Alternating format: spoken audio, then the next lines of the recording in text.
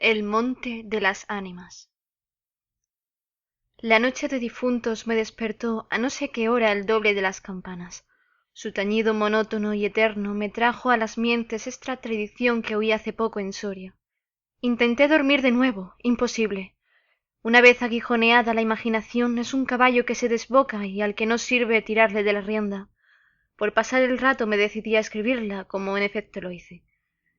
Yo la oí en el mismo lugar en que aconteció, y la he escrito volviendo algunas veces la cabeza con miedo cuando sentía crujir los cristales de mi balcón, estremecidos por el aire frío de la noche. Sea de ello lo que quiera, ahí va, como el caballo de copas. Atad los perros, haced la señal con las trompas para que se reúnan los cazadores y demos la vuelta a la ciudad. La noche se acerca, es día de Todos los Santos y estamos en el monte de las ánimas. ¡Tan pronto! A no ser otro día no dejara yo de concluir con ese rebaño de lobos que las nieves del Moncayo han arrojado de sus madrigueras, pero hoy es imposible. Dentro de poco sonará la oración en los templarios, y las ánimas de los difuntos comenzarán a tañer su campana en la capilla del monte. ¿En esa capilla ruinosa? Bah. ¿Quieres asustarme? No, hermosa prima. Tú ignoras cuánto sucede en este país, porque aún no hace un año que has venido a él desde muy lejos. Refrena tu yegua, yo también pondré la mía al paso, y mientras dure el camino te contaré esa historia. Los pajes se reunieron en alegres y bulliciosos grupos. Los condes de Borges y de Alcudiel montaron en sus magníficos caballos y todos juntos siguieron a sus hijos Beatriz y Alonso, que precedían a la comitiva a bastante distancia. Ese monte que hoy llaman de las ánimas pertenecía a los templarios. Eran guerreros y religiosos a la vez. Conquistada Soria a los árabes, el rey les hizo venir de lejanas tierras para defender la ciudad por la parte del puente, haciendo en ello notable agravio a sus nobles de Castilla, que así hubieran solos sabido defenderla como solos la conquistaron. Entre los caballeros de la nueva y poderosa orden y los hidalgos de la ciudad fermentó por algunos años, y estalló al fin, un odio profundo. Los primeros tenían acotado ese monte, donde reservaban caza abundante para satisfacer sus necesidades y contribuir a sus placeres. Los segundos determinaron organizar una gran batida en el coto, a pesar de las severas prohibiciones de los clérigos con espuelas, como llamaban a sus enemigos. Cundió la voz del reto, y nada fue parte a detener a los unos en su manía de cazar y a los otros en su empeño de estorbarlo. La proyectada expedición se llevó a cabo. No se acordaron de ella las fieras. Antes la tendrían presente tantas madres como arrastraron sendos lutos por sus hijos. Aquello no fue una cacería, fue una batalla espantosa. El monte quedó sembrado de cadáveres. Los lobos, a quienes se quiso exterminar, tuvieron un sangriento festín. Por último, intervino la autoridad del rey. El monte, maldita ocasión de tantas desgracias, se declaró abandonado, y la capilla de los religiosos, situada en el mismo monte y en cuyo atrio se enterraron juntos amigos y enemigos, comenzó a arruinarse. Desde entonces dicen que cuando llega la noche de difuntos se oye doblar sola la campana de la capilla, y que las ánimas de los muertos, envueltas en jirones de sus sudarios, corren como en una cacería fantástica por entre las breñas y los zarzales. Los ciervos braman espantados, los lobos aúllan, las culebras dan horrorosos silbidos, y al otro día se han visto impresas en la nieve las huellas de los descamados pies de los esqueletos. Por eso en Soria lo llamamos el monte de las ánimas, y por eso he querido salir de él antes que cierre la noche. La relación de Alonso concluyó justamente cuando los dos jóvenes llegaban al extremo del puente que da paso a la ciudad por aquel lado. Allí esperaron al resto de la comitiva, la cual, después de incorporárseles los dos jinetes, se perdió por entre las estrechas y oscuras calles de Soria. Los servidores acababan de levantar los manteles. La alta chimenea gótica del palacio de los condes de Alcudiel despedía un vivo resplandor, iluminando algunos grupos de damas y caballeros que alrededor de la lumbre conversaban familiarmente, y el viento azotaba los emplomados vidrios de las ojivas del salón. Sólo dos personas parecían ajenas a la conversación general, Beatriz y Alonso. Beatriz seguía con los ojos, absorta en un vago pensamiento, los caprichos de la llama. Alonso miraba el reflejo de la hoguera chispear en las azules pupilas de Beatriz. Ambos guardaban hacía rato un profundo silencio. Las dueñas referían a propósito de la noche de difuntos cuentos temerosos en que los espectros y los aparecidos representaban el papel principal, y las campanas de las iglesias de Soria doblaban a lo lejos con un tañido monótono y triste. «Hermosa prima», exclamó al fin Alonso, rompiendo el largo silencio en que se encontraban. «Pronto vamos a separarnos, tal vez para siempre. Las áridas llanuras de Castilla, sus costumbres toscas y guerreras, sus hábitos sencillos y patriarcales, sé que no te gustan. Te he oído suspirar varias veces, acaso por algún galán de tu lejano señorío».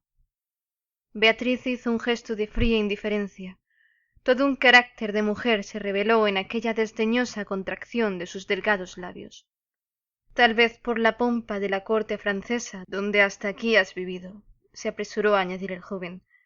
«De un modo o de otro presiento que no tardaré en perderte. Al separarnos, quisiera que llevases una memoria mía. ¿Te acuerdas cuando fuimos al templo a dar gracias a Dios por haberte devuelto la salud que viniste a buscar en esta tierra? El joyel que sujetaba la pluma de mi gorra cautivó tu atención. ¡Qué hermoso estaría sujetando un velo sobre tu oscura cabellera! Ya ha prendido el de una desposada. Mi padre se lo regaló a la que me dio el ser, y ella lo llevó al altar. ¿Lo quieres?» «No sé en el tuyo», contestó la hermosa, «pero en mi país una prenda recibida compromete una voluntad. Solo en un día de ceremonia debe aceptarse un presente de manos de un deudo, que aún puede ir a Roma sin volver con las manos vacías». El acento helado con que Beatriz pronunció estas palabras turbó un momento al joven que, después de serenarse, dijo con tristeza: «Lo sé, prima, pero hoy se celebran todos los santos, y el tuyo entre todos. Hoy es día de ceremonias y presentes. ¿Quieres aceptar el mío?» Beatriz se mordió ligeramente los labios y extendió la mano para tomar la joya sin añadir una palabra. Los dos jóvenes volvieron a quedarse en silencio, y volvióse a oír la cascada voz de las viejas que hablaban de brujas y de trasgos, y el zumbido del aire que hacía crujir los vidrios de las ojivas, y el triste y monótono doblar de las campanas. Al cabo de algunos minutos, el interrumpido diálogo tornó a reanudarse de este modo: «Y, antes de que concluya el día de todos los santos, en que así como el tuyo se celebra el mío, y puedes, sin atar tu voluntad, dejarme un recuerdo, ¿no lo harás?», dijo él clavando una mirada en la de su prima, que brilló como un relámpago iluminada por un pensamiento diabólico. «¿Por qué no?», exclamó ésta llevándose la mano al hombro derecho como para buscar alguna cosa entre los pliegues de su ancha manga de terciopelo bordado de oro. Después, con una infantil expresión de sentimiento, añadió: «¿Te acuerdas de la banda azul que llevé hoy a la cacería y que por no sé qué emblema de su color me dijiste que era la divisa de tu alma?» «Sí». «Pues se ha perdido. Se ha perdido y pensaba dejártela como un recuerdo». «¿Se ha perdido? ¿Y dónde?», preguntó Alonso incorporándose de su asiento y con una indescriptible expresión de temor y esperanza. «No sé, en el monte acaso. En el monte de las ánimas», murmuró palideciendo y dejándose caer sobre el sitial. «En el monte de las ánimas». Luego prosiguió con voz entrecortada y sorda: «Tú lo sabes, porque lo habrás oído 1000 veces, en la ciudad, en toda Castilla, me llaman el rey de los cazadores. No habiendo aún podido probar mis fuerzas en los combates como mis ascendientes, he llevado a esta diversión imagen de la guerra, todos los bríos de mi juventud, todo el ardor hereditario de mi raza. La alfombra que pisan tus pies son despojos de fieras que he muerto por mi mano. Yo conozco sus guaridas y sus costumbres, y he combatido con ellas de día y de noche, a pie y a caballo, solo y en batida, y nadie dirá que me ha visto huir el peligro en ninguna ocasión. Otra noche volaría por esa banda, y volaría gozoso como una fiesta, y sin embargo, esta noche, ¿a qué ocultártelo? Tengo miedo. ¿Oyes? Las campanas doblan. La oración ha sonado en San Juan del Duero. Las ánimas del monte comenzarán ahora a levantar sus amarillentos cráneos de entre las malezas que cubren sus fosas. Las ánimas, cuya sola vista puede helar de horror la sangre del más valiente, tornar sus cabellos blancos o arrebatarle en el torbellino de su fantástica carrera como una hoja que arrastra el viento sin que sepa dónde. Mientras el joven hablaba, una sonrisa imperceptible se dibujó en los labios de Beatriz, que cuando hubo concluido exclamó con un tono indiferente y mientras atizaba el fuego del hogar, donde saltaba y crujía la leña, arrojando chispas de 1000 colores. «¡Oh! Eso de ningún modo. ¡Qué locura! Ir ahora al monte por semejante friolera, una noche tan oscura, noche de difuntos y cuajado el camino de lobos». Al decir esta última frase la recargó de un modo tan especial que Alonso no pudo menos de comprender toda su amarga ironía. Movido como por un resorte se puso en pie, se pasó la mano por la frente como para arrancarse el miedo que estaba en su cabeza y no en su corazón, y con voz firme exclamó, dirigiéndose a la hermosa que estaba aún inclinada sobre el hogar entreteniéndose en revolver el fuego: «Adiós, Beatriz, adiós, hasta pronto». «Alonso, Alonso», dijo ésta, volviéndose con rapidez, pero cuando quiso o aparentó querer detenerle, el joven había desaparecido. A los pocos minutos se oyó el rumor de un caballo que se alejaba al galope. La hermosa, con una radiante expresión de orgullo satisfecho que coloreó sus mejillas, prestó atento oído a aquel rumor que se debilitaba, que se perdía, que se desvaneció por último. Las viejas, en tanto, continuaban en sus cuentos de ánimas aparecidas, el aire zumbaba en los vidrios del balcón y las campanas de la ciudad doblaban a lo lejos.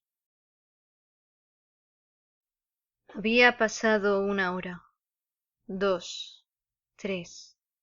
La medianoche estaba a punto de sonar y Beatriz se retiró a su oratorio.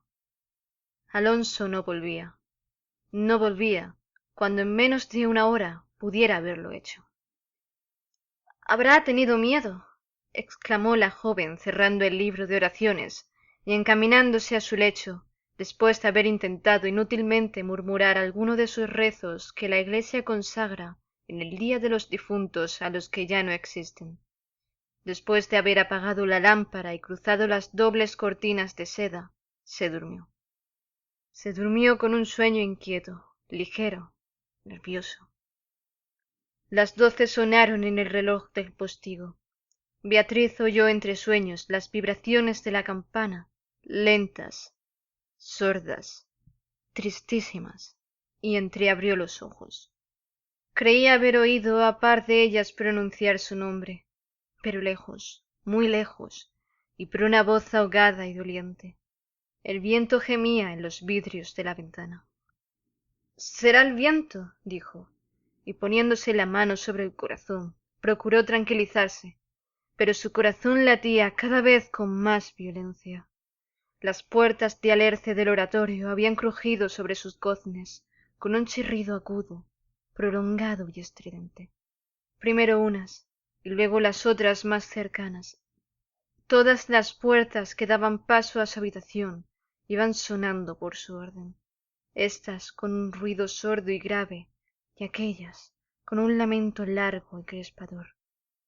Después, silencio, un silencio lleno de rumores extraños, el silencio de la medianoche, con un murmullo monótono de agua distante, lejanos ladridos de perros, voces confusas, palabras ininteligibles, ecos de pasos que va y vienen, crujir de ropas que se arrastran, suspiros que se ahogan, respiraciones fatigosas que casi se sienten, estremecimientos involuntarios que anuncian la presencia de algo que no se ve y cuya aproximación se nota, no obstante, en la oscuridad.